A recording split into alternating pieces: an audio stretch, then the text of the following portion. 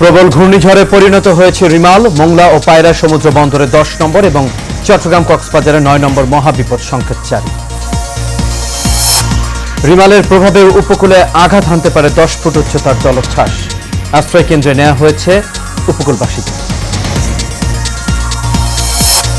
এবং এমপি আনারের হত্যাকাণ্ডের মাস্টারমাইন্ড শাহিনকে ধরতে নেওয়া হবে ইন্টারপোলের সহযোগিতা, জানালেন ডিবি প্রধান।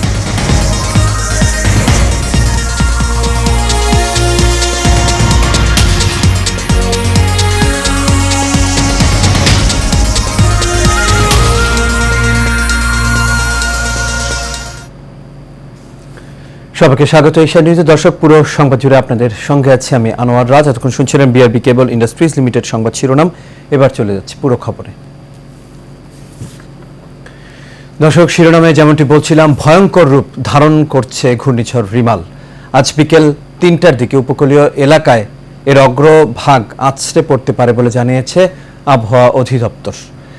সকালে আবহাওয়া অধিদপ্তর পরিচালক আজিজুর রহমান বলেন, সন্ধ্যা থেকে মধ্যরাত নাগাদ স্থলভাগ অতিক্রম করবে ঘূর্ণিঝড়ের কেন্দ্র, আর বিকেল 3টা থেকে উপকূলে রিমালের অগ্রভাগের প্রভাব পড়বে। তিনি এ সময় আরও জানান, 12 থেকে 14 ঘন্টা পর্যন্ত ঘূর্ণিঝড় রিমালের প্রভাব থাকবে। রিমাল সিভিয়ার সাইক্লোন স্ট্রমে পরিণত হওয়ার সময় 110 থেকে 120 কিলোমিটার পর্যন্ত গতিবেগে ঝোড়ো বাতাস বয়ে যাবে। এই আবহাওয়াবিদ আরও জানান, মোংলা ও পায়রা বন্দরের দিকে এগোচ্ছে রিমাল।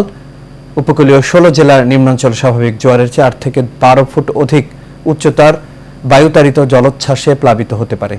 তিনি বলেন, সব মিলিয়ে ভয়াবহতার সব লক্ষণই রয়েছে। এর মধ্যে বিকেল 3টার আগে উপকূলবাসীকে নিরাপদ আশ্রয়ে চলে যাওয়ারও অনুরোধ জানান তিনি।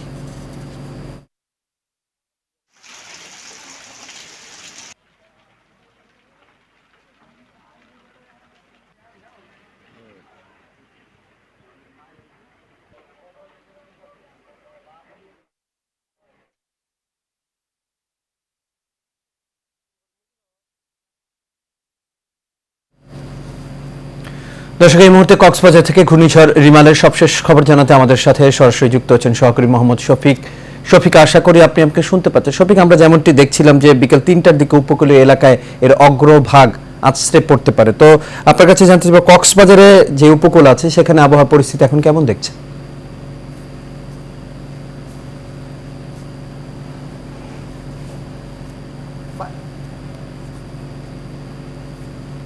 হ্যাঁ, আমি এই মুহূর্তে আছি কক্সবাজার সমুদ্র সৈকতে, এবং কক্সবাজারের যে আবহাওয়া অফিসের যে 11 নম্বর যে বিজ্ঞপ্তি রয়েছে, সেই বিজ্ঞপ্তি অনুযায়ী ঘূর্ণিঝড় রামেল কিন্তু এখন কক্সবাজার সমুদ্র সৈকত থেকে প্রায় 340 কিলোমিটার দক্ষিণ পশ্চিমে অবস্থান করছে, এবং সেটি আজকে সন্ধ্যা অথবা রাতে বাংলাদেশের বরিশাল, সাতক্ষীরা এবং কেকুপাড়া হয়ে সুন্দরবন অতিক্রম করতে পারে বলে আমাদেরকে আবহাওয়া অফিস জানিয়েছেন।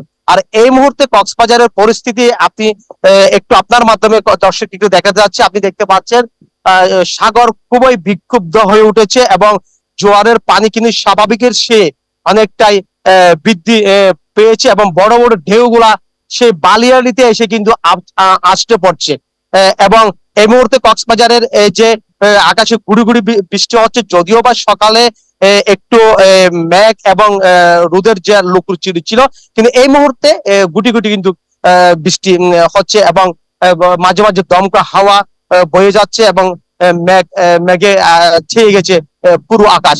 আর এই ঘূর্ণিঝড় রামেল কিন্তু মোকাবেলা করার জন্য গতকাল জেলা প্রশাসন মোহাম্মদ শাহিন ইমরানের নেতৃত্বে দুর্যোগ কমিটির কিন্তু একটা জরুরি সভা কিন্তু বৈঠক হয়েছিল।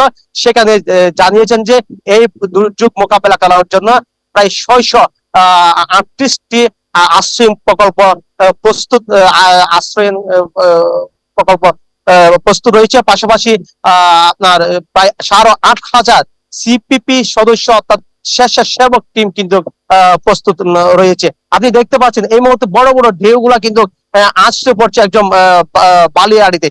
যদিও বা পরিস্থিতি আমরা কিন্তু যেহেতু এখন 9 নম্বর কক্সবাজারে মহা বিপদ সংকেত চলতেছে, সে অনুযায়ী কিন্তু পরিস্থিতি অনেকটাই স্বাভাবিক রয়েছে। যদিও বা হয়তো পরবর্তী বুলেটিনে হয়তো আমরা যে আরো সর্বশেষ পরিস্থিতি আমরা দর্শককে আপনার মাধ্যমে দেখাতে পারবো। তো এই ছিল কক্সবাজার থেকে ঘূর্ণিঝড় রামেলের এ পর্যন্ত সর্বশেষ খবর। যে শফিক, আপনাকে অসংখ্য ধন্যবাদ। আপনি থাকুন, পরবর্তী সম্ভব হলে আমরা আবার আপনার সঙ্গে যোগাযোগ করার চেষ্টা করব। দর্শক, আমাদের সঙ্গে কক্সবাজার থেকে যুক্ত সহকর্মী শফিক। এবার আমরা চলে যেতে চাই পটুয়াখালীতে। দর্শক, কুয়াকাটা থেকে ঘূর্ণিঝড় রিমালের সবশেষ খবর জানিয়েছেন সহকর্মী মোহাম্মদ মিজানুর রহমান। রিমাল পায়রা সমুদ্র বন্দর থেকে 290 কিলোমিটার দক্ষিণ দক্ষিণ পশ্চিমে অবস্থান করলো। এর যে প্রভাব পড়তে শুরু করেছে উপকূল এলাকায়। গতকাল থেকে শুরু হয়েছে বৃষ্টি, সে সাথে এখনো মুষলধারে বৃষ্টি পড়ছে এবং দমকা ঝোড়ো হাওয়া বয়ে যাচ্ছে। তবে এই উপকূলে যদি ঘূর্ণিঝড় রেমাল আঘাত হানে তাহলে এখানে কিন্তু বেশ ক্ষতিগ্রস্ত হওয়ার সম্ভাবনা রয়েছে। এই কুয়াকাটা উপকূলে বেশ কিছু জায়গায় ঝুঁকিপূর্ণ ভেরিবাঁধ রয়েছে, যেগুলো ভেঙে পানি প্রবেশ করার সম্ভাবনা রয়েছে। সে সাথে নিম্ন অঞ্চল প্লাবিত হতে পারে, কারণ আবহাওয়া অফিস থেকে জানিয়েছে স্বাভাবিক জোয়ারের চেয়ে 5 থেকে 7 ফুট পানি উচ্চতা বৃদ্ধি পেতে পারে। তবে আরো একটি বিষয় জানিয়ে রাখতে চাই, ঘূর্ণিঝড় রেমাল মোকাবেলার জন্য জেলা প্রশাসনের পক্ষ থেকে সর্বোচ্চ প্রস্তুতি নিয়েছে। ঘূর্ণিঝড় পূর্ব এবং পরবর্তী সকল ধরনের প্রস্তুতি নিয়ে রয়েছে। তবে এখানে এই উপকূলে যদি ঘূর্ণিঝড় রেমাল আঘাত আনে, এই কুয়াকাটা সমুদ্র সৈকত লাগোয়া যে বনগুলো রয়েছে, সুন্দরবন, এর পাশাপাশি যে আরো বনগুলো রয়েছে, এগুলো বেশ ক্ষতিগ্রস্ত হতে পারে। একটু পর পর মুষলধারে বৃষ্টি যাচ্ছে এবং বাতাসের গতিবেগ একটু পর পর বৃদ্ধি পাচ্ছে। তবে আরো একটি বিষয় জানিয়ে রাখতে চাই, ঘূর্ণিঝড় রেমাল যদি আঘাত হানে, এখানে কিন্তু বেশিরভাগই নিম্ন অঞ্চল দ্বীপ, এই দ্বীপগুলো প্লাবিত হলে নিম্ন শ্রেণীর মানুষগুলো বেশ ক্ষতিগ্রস্ত হবে। তবে সবকিছু মিলিয়ে বলা চলে ঘূর্ণিঝড় রেমাল যদি কুয়াকাটা উপকূলে রাত নাগাদ আঘাত হানে, বেশ কিছু জায়গা ক্ষতিগ্রস্ত হবে এবং সে সাথে ঘূর্ণিঝড় পূর্ব এবং পরবর্তী সকল ধরনের প্রস্তুতি নিয়ে রেখেছে জেলা প্রশাসক। তো এই ছিল আমার কাছে সর্বশেষ। প্রবল ঘূর্ণিঝড় রিমালের ক্ষয়ক্ষতি রোধে উপকূলীয় অঞ্চলের বাসিন্দাদের আশ্রয় কেন্দ্রে নিয়ে যাওয়া হচ্ছে। পরবর্তী নির্দেশ না দেওয়া পর্যন্ত বন্ধ করে দেওয়া হয়েছে নৌ চলাচল। এদিকে চট্টগ্রাম শাহ আমানত বিমানবন্দরে রাত 9টা পর্যন্ত বিমান ওঠানামা বন্ধ করা হয়েছে। এদিকে ভারী বৃষ্টিপাতের কারণে পার্বত্য অঞ্চলে পাহাড় ধসের আশঙ্কা করছে আবহাওয়া অফিস। আরও জানাচ্ছেন শেখ ফাহিম। ধেয়ে আসছে প্রবল ঘূর্ণিঝড় রিমাল। উপকূলে আছড়ে পড়তে পারে কয়েক ফুট জলোচ্ছ্বাস। এর কারণে ব্যাপক ক্ষয়ক্ষতির আশঙ্কা করছেন প্রশাসন। উপকূলীয় এলাকার বাসিন্দাদের আশ্রয়কেন্দ্রে যেতে মাইকিং করা হচ্ছে। শনিবার থেকেই আশ্রয়কেন্দ্রগুলো গুছিয়ে নেয়ার কাজ শুরু হয়েছে। আমাদের নদী অঞ্চলটা একটু পাইলিং যদি দিতে, তাহলে আমরা নিজেরা বাঁচতে পারতাম কোনো রকম। বেরিবেদের পাশে আমাদের বাড়িঘর, সিডের বা বন্যা আসলেই আমরা খুব ভয়াবহ। আমার এই সিডের সময় আমার ভাইবু মারা গেছে, আমার ভাইজি মারা গেছে। জলোচ্ছ্বাসের কারণে আমাদের চুলোয় রান্না করা যায় না, যেহেতু আমাদের বাংলা চুলো মাটির চুলো, এই মাটির চুলো আমরা রান্না করতে পারি না, যার জন্য শুকনো খাবারের জন্য রাস্তায় আসছি। অতি ভারী বর্ষণের প্রভাবে কক্সবাজার, বান্দরবান, রাঙামাটি, খাগড়াছড়ি ও চট্টগ্রামের পাহাড়ি অঞ্চলের কোথাও কোথাও ভূমিধস হতে পারে। এই এলাকাটা খুব কষ্টের ভিতরে আছে। যদি কোনো রকম যদি এই বন্যার পানি এর ভিতরে আসে, অনেক মানুষ অনেক কষ্ট থাকবে এবং ঘরবাড়ি সব নদীর কাছে। এই জায়গাটা যদি আমাদের কোনো বেরিপেদের কোনো সিস্টেম করে দিত বা বেরিপেদ দিয়ে দিত, তাহলে অনেক উপকার হইতো। উত্তর বঙ্গোপসাগর ও গভীর সাগরে অবস্থানরত মাছ ধরার নৌকা ও ট্রলারসমূহকে পরবর্তী নির্দেশ না দেওয়া পর্যন্ত নিরাপদ আশ্রয়ে থাকতে বলা হয়েছে। Sheikh Fahim, Asian television.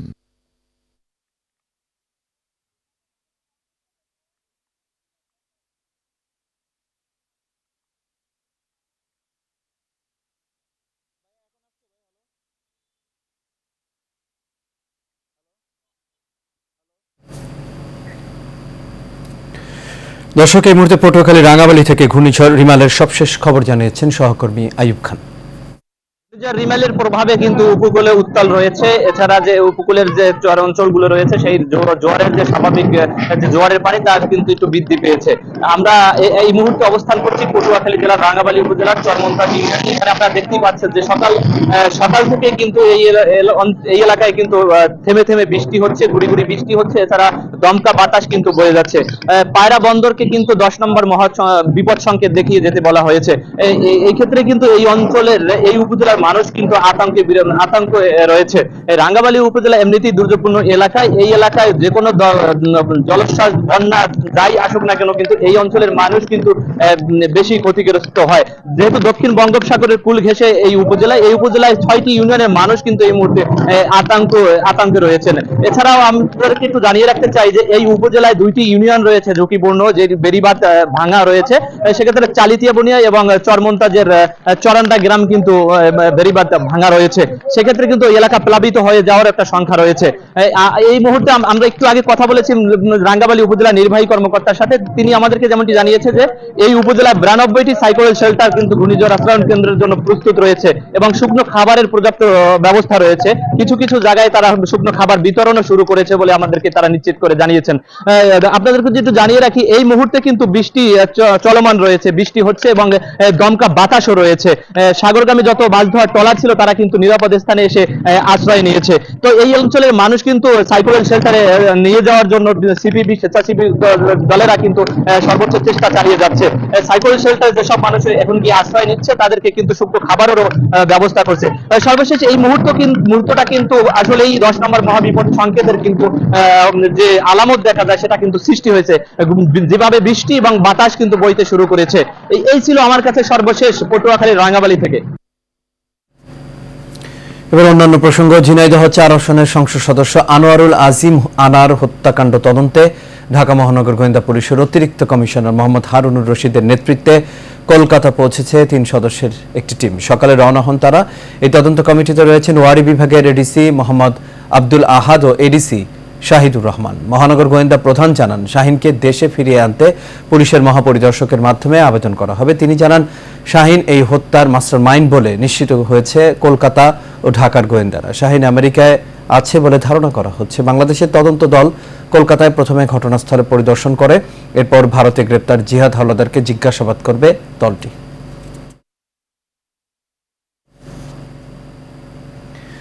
মুক্তিযোদ্ধা কল্যাণ সংসদের আয়োজনে বঙ্গবন্ধু শেখ মুজিবুর রহমান ও তার পরিবারের শহীদ সদস্য সহ 1952 সালের ভাষা আন্দোলনের শহীদ, 1971 সালে মুক্তিযুদ্ধের শহীদদের জন্য দোয়া ও মিলাদ হয়েছে। রাজধানীর গুলশান 1 নম্বর টিসিসি নর্থ সুপার মার্কেটে এর আয়োজন করা হয়। মুক্তিযোদ্ধা কল্যাণ সংসদের সভাপতি বীর মুক্তিযোদ্ধা আলহাজ মোহাম্মদ গোলাম কাদেরের সভাপতিত্বে এতে উপস্থিত ছিলেন এশিয়ান গ্রুপ ও এশিয়ান টেলিভিশনের চেয়ারম্যান এবং বঙ্গবন্ধু সৈনিক লীগের সভাপতি বীর মুক্তিযোদ্ধা আলহাজ মোহাম্মদ হারুনুর রশিদ সিআইপি।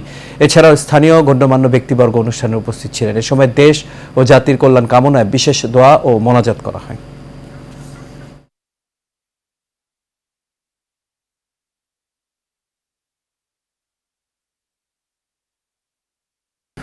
কুমিল্লায় রূপায়ণ দেলোয়ার টাওয়ারের উদ্বোধন করা হয়েছে। একই সাথে দোকান হস্তান্তর করা হয়েছে। গতকাল দুপুরে নগরীর রূপায়ণ দেলোয়ার টাওয়ার প্রাঙ্গণে উদ্বোধনী অনুষ্ঠান ও 6ষ্ঠ তলায় 38 জন মালিককে দোকানের কাগজ বুঝিয়ে দেওয়া হয়। কুমিল্লা থেকে আজিজুল হকের পাঠানো তথ্য ছবিতে বিস্তারিত ডেস্ক রিপোর্টে। কুমিল্লায় আনুষ্ঠানিক উদ্বোধনের মধ্য দিয়ে যাত্রা শুরু করল বিলাসবহুল এবং আধুনিক মানের বিপণী বিতান রূপায়ণ দেলোয়ার টাওয়ার।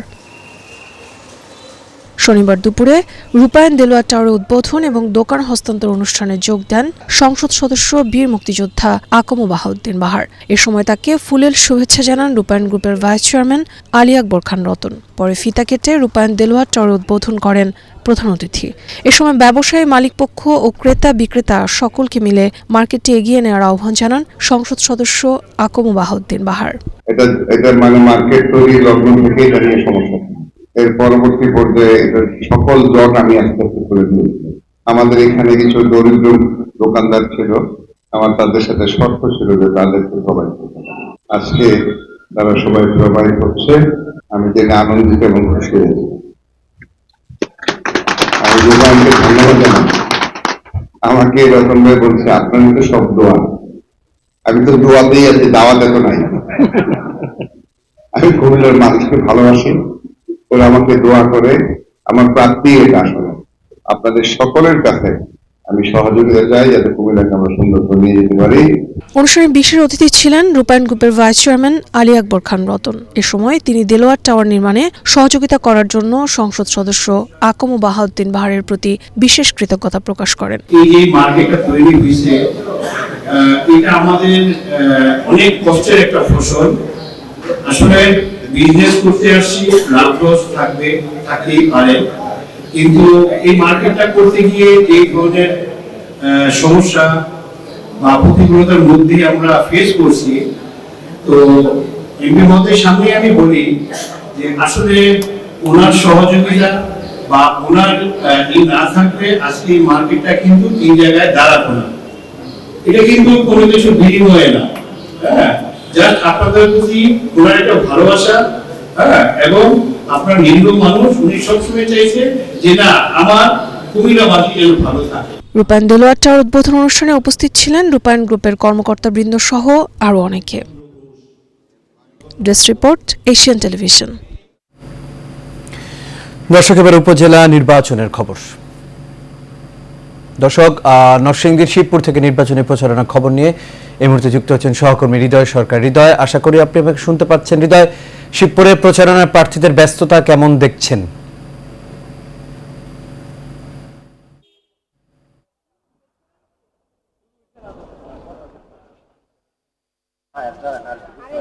হ্যালো হৃদয়, শিবপুরে প্রচারণায় প্রার্থীদের ব্যস্ততা কেমন দেখছেন? শিবপুরে নির্বাচনীয় প্রচারণা আসলে শেষ সময় অনেকটাই জমে উঠেছে। হাতে আর মাত্র 2 দিন বাকি তৃতীয় দফা নরসিংদী শিবপুরে নির্বাচনী অবস্থা। সকাল সন্ধ্যা ভাইস চেয়ারম্যান থেকে চেয়ারম্যান প্রার্থী সবাই সাধারণ মানুষের দোরগোড়া গিয়ে ভোট চাচ্ছে, কিন্তু এর পাশাপাশি বিগত সময় নির্বাচনগুলিতে একটি বিষয় লক্ষ্য করা গিয়েছে যে ভোটারদের উপস্থিতি কম। এখন ভোটারদের উপস্থিতির জন্য শিবপুরে যারা অংশগ্রহণ করেছে, নির্বাচনে অংশগ্রহণ তারা প্রার্থী দাঁড়িয়ে যাচ্ছে এবং নির্বাচনে যারা ভোটার হয়েছে ভোটারদের কেন্দ্রে আনার জন্য অনেকে চেষ্টা করছে। আমি এখন বর্তমানে হচ্ছে শিবপুর বাস স্ট্যান্ডে, যেটা আওয়ামী লীগের সাধারণ সম্পাদক রয়েছে, আমি তার সাথে কথা বলছি যে আপনারা আসলে ভোটারদেরকে কেন্দ্রে আনার জন্য কি কি চেষ্টা করছেন, কি করছেন? ধন্যবাদ এশিয়ান টেলিভিশনকে। নির্বাচনী প্রচার, প্রপাগান্ডা এবং কিভাবে ভোটার উপস্থিতি প্রসঙ্গে আপনারা কাজ করছেন, তা আমি আমার এই সাক্ষাৎকার দেওয়ার আগে আমি জাতির পিতা বঙ্গবন্ধু সহ সকল শহীদদের প্রতি আমি শ্রদ্ধা জানাই। আমরা বিগত দিনগুলো দেখেছি আমাদের একটি প্রতিপক্ষ দল যারা বলে থাকেন যে নির্বাচন অবাধ সুষ্ঠু হয় না, কিন্তু এটি এবার প্রমাণিত হয়েছে যে নির্বাচনটা অবাধ এবং সুষ্ঠু হয়, এবং যে কারণে ভোটাররা নির্বিঘ্নে নিশ্চিন্তে তারা আজকে ভোট দিতে আসে। এবং আমাদের কিছু কোনো জায়গায় 40%, 50% এবং 60% কোথাও ভোটার উপস্থিতি ছিল। আমরা সেই হিসেবে আমরা আওয়ামী লীগ আমাদের সকল সহযোগী সংগঠন আমরা কাজ করছি যে কিভাবে এই ভোটারদেরকে উদ্বুদ্ধ করে আমরা ভোট কেন্দ্রে এনে ভোটার তাদের যারা ইচ্ছে তারা ভোট দিতে পারে। আমাদের প্রধানমন্ত্রী বলেছেন আসলে আসলে আসলে এই জায়গায় শিবপুর উপজেলা যেমন প্রার্থীরা এবং আওয়ামী লীগ থেকে যারা আছে তারা সবাই ভোটারদেরকে ভোট কেন্দ্রমুখী করার জন্য কাজ করে যাচ্ছে। আসলে শিবপুর দিক থেকে নির্বাচন নিয়ে আমার কাছে এতটুকু ছিল। জি হৃদয়, আপনাকে অসংখ্য ধন্যবাদ। দর্শক, আমাদের সঙ্গে নরসিংদী শিবপুর থেকে নির্বাচনী প্রচারণা খবর নিয়ে যুক্ত হয়েছে সহকর্মী হৃদয় সরকার। দর্শক, এই মুহূর্তে উপজেলা ঘূর্ণিঝড়ের খবরে আমরা চলে যেতে চাই। এই মুহূর্তে বরগুনা তালতলী থেকে ঘূর্ণিঝড় রিমালের সবশেষ খবর জানিয়েছেন সহকর্মী জলিল আহমেদ। প্রশাসনের যে উদ্যোগে কিন্তু কালকে রাত্রে কিন্তু একটি জরুরি সভা ডাকা হয়েছিল। সেই সভায় কিন্তু তালতলী উপজেলায় মোট 53টি যে আশ্রয় কেন্দ্র সেটি কিন্তু পরিপূর্ণভাবে কিন্তু প্রস্তুত করা হয়েছে। আরেকটু বিষয় আমি জানিয়ে রাখতে চাই, এখানকার যে জেলে পরিবার আছে সেই জেলে পরিবারের সাথে আমি একটু কথা বলি। আমরা বর্তমানে না খাইয়ে বাসি, সকালে হইতে পারি, আমার চুলে পানি ঠিক আছে। আমাদের বাসায় এই কাছে এই বেরিবেদ লাগে, বেরিবেদ ছোট হয়ে আমাদের পাশাপাশি পানি হয়ে গেছে, আর 3 ফুট পানি হইলেই আমাকে রাস্তা অলরেডি ছুটতে যাইবে। ঘর বাড়ি সব নদীর কাছে, এই জায়গাটা যদি আমাদের কোনো ব্যারিকেডের কোনো সিস্টেম করে দিত বা ব্যারিকেড দিয়ে দিত তাহলে অনেক উপকার হইতো, কিন্তু কেউ কোনো উদ্যোগ নিচ্ছে না। এই বস্তা দিছে তা নদীতে ভেঙে এখন চলে যাচ্ছে। পুষ্কুনি সব তলাই গেছে এবং কালকে হয়তো তার বিদ্যুৎ নাই এবং এই নদীর পাড়টা আমাদের খুব খারাপ অবস্থায় আমরা আছি। এই জলোচ্ছ্বাসের কারণে আমাদের চুলোয় রান্না করা যায় না, যেহেতু আমাদের বাংলা চুলো মাটির চুলো, এই মাটির চুলো আমরা রান্না করতে পারি না, যার জন্য ওই শুকনো খাবারের জন্য রাস্তায় আসছি।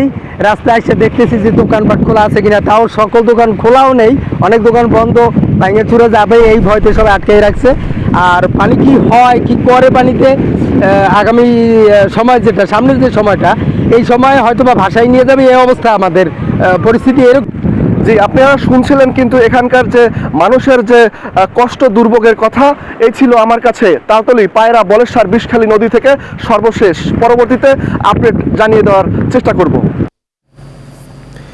রূপায়ণ গ্রুপের চেয়ারম্যান ও Bangladesh billboard advertising owners association উপদেষ্টা মোহাম্মদ লিয়াকত আলী খান মুকুল বলেছেন, বিপণন প্রচারের জন্য প্রিন্ট ও ইলেকট্রনিক মিডিয়ার পাশাপাশি আউটডোর অ্যাডভার্টাইজিং খুবই গুরুত্বপূর্ণ। বিশ্বজুড়ে এই শিল্পের কদর বাড়লেও দেশে এর যথাযথ মূল্যায়ন করা হয়নি। শনিবার রাজধানীর একটি হোটেলে সম্মিলিত ব্যবসায়ী forum, Bangladesh billboard advertising owners অ্যাসোসিয়েশনের আলোচনা সভা প্রীতি সমাবেশে তিনি এসব কথা বলেন। এ সময় ব্যবসায়ীদের সার্বিক সহযোগিতা সহ সব সময় পাশে থাকার প্রতিশ্রুতি দেন লিয়াকত আলী খান মুকুল। বিস্তারিত বাতেন বিপ্লবের প্রতিবেদনে। স্মার্ট বাংলাদেশ বিনির্মাণে বিলবোর্ড শিল্পের উন্নয়ন ও সম্প্রসারণ নিয়ে আলোচনা সভা ও প্রীতি সমাবেশে সভাপতিত্ব করেন অ্যাসোসিয়েশনের সাবেক সভাপতি হাজী মোহাম্মদ রাশেদ। এ সময় প্রধান অতিথির উপস্থিতিতে সমিতির নেতৃবৃন্দ বিভিন্ন দাবি দেওয়া তুলে ধরেন। তারা বলেন, স্বাধীনতার 54 বছরেও রাষ্ট্রের পক্ষ থেকে যুগোপযোগী কোনো বিজ্ঞাপন নীতিমালা প্রণয়ন করা হয়নি। ফলে বিলবোর্ড বিজ্ঞাপন ব্যবসা প্রকৃত ব্যবসায়ীদের হাত থেকে ক্রমেই অপেশাদার ও বিত্তশালীদের হাতে চলে যাচ্ছে, যে কারণে সব নগরীর পরিকল্পিত সৌন্দর্য ব্যাহত হওয়ার পাশাপাশি সরকার কোটি কোটি টাকার রাজস্ব হারাচ্ছে। অনেক তিক্ত অভিজ্ঞতা। বক্তারা স্মার্ট বাংলাদেশ গড়ে তুলতে উদ্ভাবনী ও টেকসই পরিবেশ বান্ধব বিলবোর্ড তৈরিতে কারিগরি দক্ষতা অর্জনের উপর গুরুত্ব আরোপ করেন।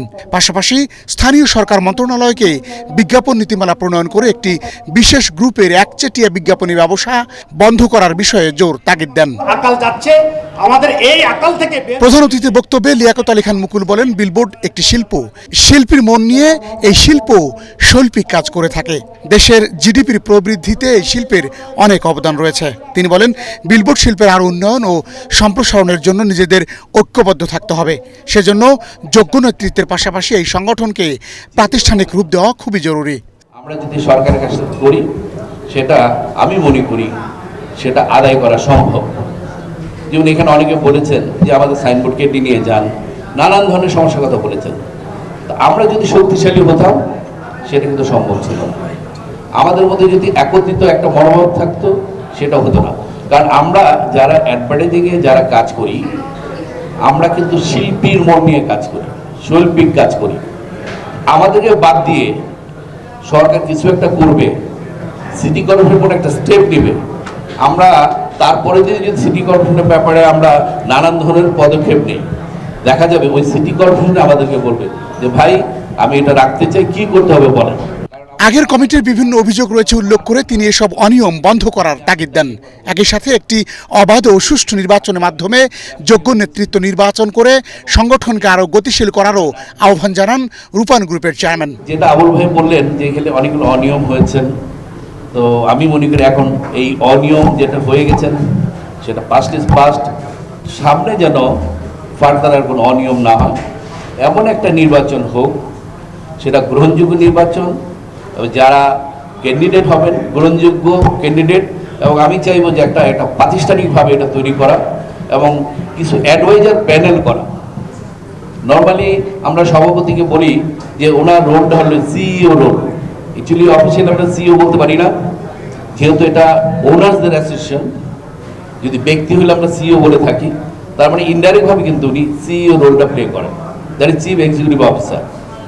তো সেই ক্ষেত্রে এটাকে একটা কাঠামো তৈরি করে এরপরে আমার একটা প্রস্তাবনা থাকবে একটা ভালো অ্যাডভাইজারি কমিটি, যারা কৌশলগত বিষয় নিয়ে কাজ করবেন। সদস্যদের সুবিধার কথা বিবেচনা করে পল্টনে সংগঠনের নিজস্ব কার্যালয়ের জন্য বিনামূল্যে 1000 বর্গফুটের একটি জায়গা উপহার দেওয়ার ঘোষণা দেন লিয়াকত আলী খান মুকুল। এ সময় আবেগে আপ্লুত সদস্যরা করতালি দিয়ে লিয়াকত আলী খান মুকুলকে অভিনন্দন ও কৃতজ্ঞতা জানান।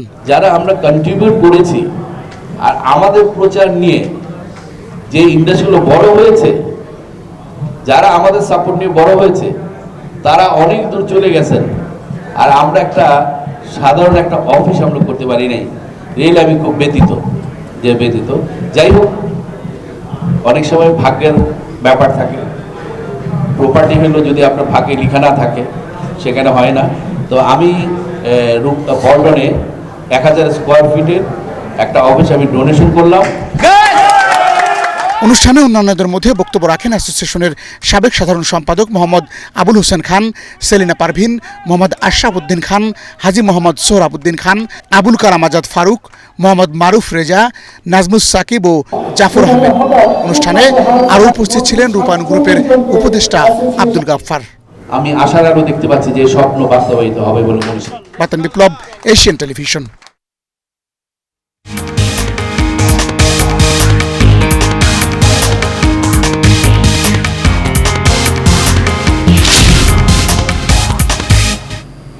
এবার আন্তর্জাতিক প্রসঙ্গ। ভারতের গুজরাট রাজ্যের রাজকোটে একটি গেমিং জোনে ভয়াবহ অগ্নিকাণ্ডের ঘটনা ঘটেছে। এতে 9 শিশু সহ 27 জন মারা গেছেন। এক প্রতিবেদনে ভারতীয় সংবাদ মাধ্যম এনডিটিভি নিউজ এই তথ্য জানায়। প্রতিবেদনে আরও বলা হয়, স্থানীয় সময় শনিবার সন্ধ্যায় এই ঘটনা ঘটে। মৃতদেহগুলো সম্পূর্ণ পুড়ে যাওয়ায় তাদের শনাক্ত করার কাজ চলছে। তবে ইতিমধ্যে গেমিং জোনের মালিকদের পুলিশ আটক করেছে। এদিকে অগ্নিকাণ্ডে মারা যাওয়া প্রত্যেকের পরিবারকে 4 লাখ রুপি করে ও আহতদের 50,000 রুপি করে সহায়তা দেওয়া হবে বলে জানিয়েছেন গুজরাটের মুখ্যমন্ত্রী ভূপেন্দ্র পাটেল।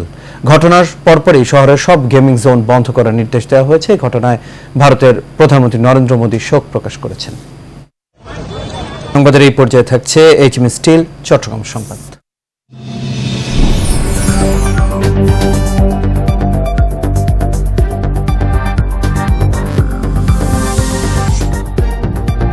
চট্টগ্রামের হাটহাজারীতে বাসের সাথে সিএনজি অটোরিকশার মুখোমুখি সংঘর্ষে ঘটনাস্থলে 2 জন নিহত, 1 জন আহত হয়েছে। গতকাল দুপুরে হাটহাজারী উপজেলার বর্তল এলাকার মোমিন শাহ মাজারের সামনে এই দুর্ঘটনা ঘটে। এই সময় প্রত্যক্ষদর্শীরা জানান, ফটিকছড়ি থেকে ছেড়ে আসা চট্টগ্রামগামী বাসটি ওভারটেক করার সময় বিপরীত দিক থেকে আসা সিএনজি অটোরিকশাকে ধাক্কা মারে। এ সময় সিএনজিতে থাকা 2 জন নিহত ও চালক গুরুতর আহত হয়।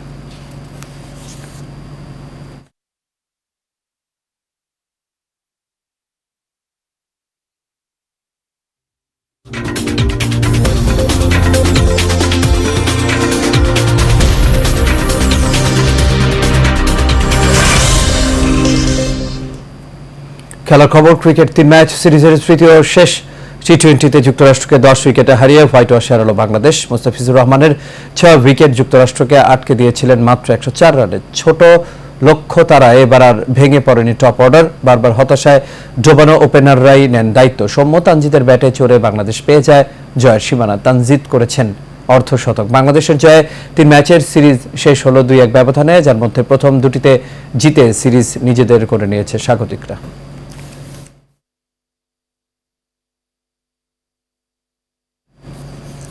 আর এর সাথে শেষ করবে এশিয়া নিউজ। তবে যাবার আগে বিআরবি কেবল ইন্ডাস্ট্রিজ লিমিটেড সংবাদ শিরোনামগুলো দেখে নেব দর্শক। আরও একটা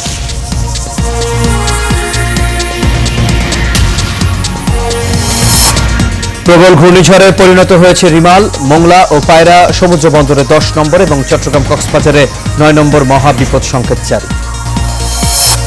রিমালের প্রভাবে উপকূলে আঘাত হানতে পারে 10 ফুট উচ্চতার জলোচ্ছ্বাস। আশ্রয় কেন্দ্রে নেওয়া হচ্ছে উপকূলবাসীদের।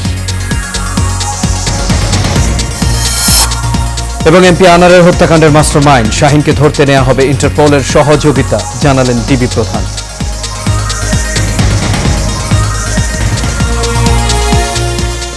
দর্শক, এই ছিল আমাদের এখনকার আয়োজনে। আমাদের পরবর্তী সংবাদ দেখার আমন্ত্রণ রইল। এখন সাথে থাকার জন্য সবাইকে ধন্যবাদ।